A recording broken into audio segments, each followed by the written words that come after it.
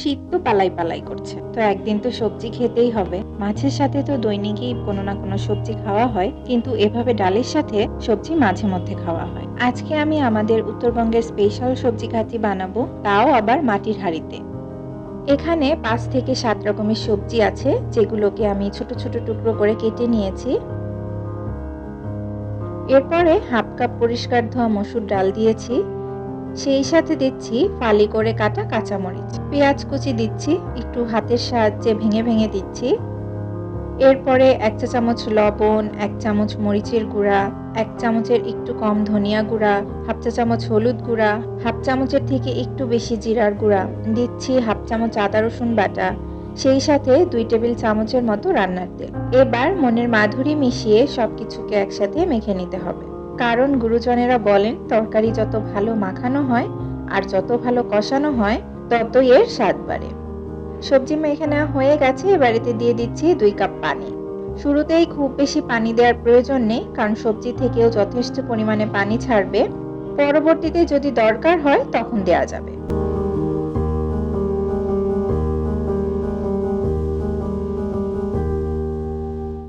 এবার ঢাকনা দিয়ে ঢেকে মাঝারি আঁচে রান্না করে নিব 10 মিনিটের মতো। গ্যাসের চুলায় মাটির হাঁড়িতে রান্নার ক্ষেত্রে কিন্তু কিছু নিয়ম পালন করতে হয়। শুরুতেই বেশি আঁচে রান্না করা যায় না, তাহলে কিন্তু হাঁড়িটা ফেটে যাওয়ার একটা ভয় থাকে।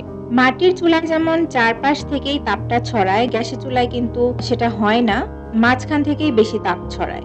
তাই গ্যাসের চুলায় মাটির হাঁড়িতে রান্না করার ক্ষেত্রে একটু নিয়ম ফলো করে নিলেই কিন্তু নিরাপদে রান্না করা যায়। রান্না হতে হতে আমি সবজিটা বেশ কয়েকবার নেড়েও দিয়েছি।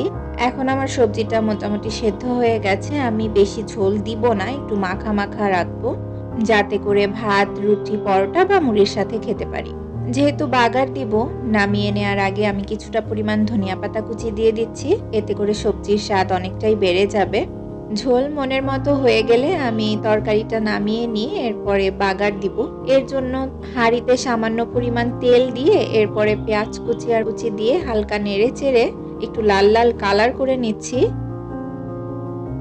যখন লালচে ব্রাউন কালার চলে আসবে তখন আমি দিয়ে দিচ্ছি সবজি। প্রথমে অল্প একটু সবজি দিয়ে হালকা নেড়ে নিচ্ছি।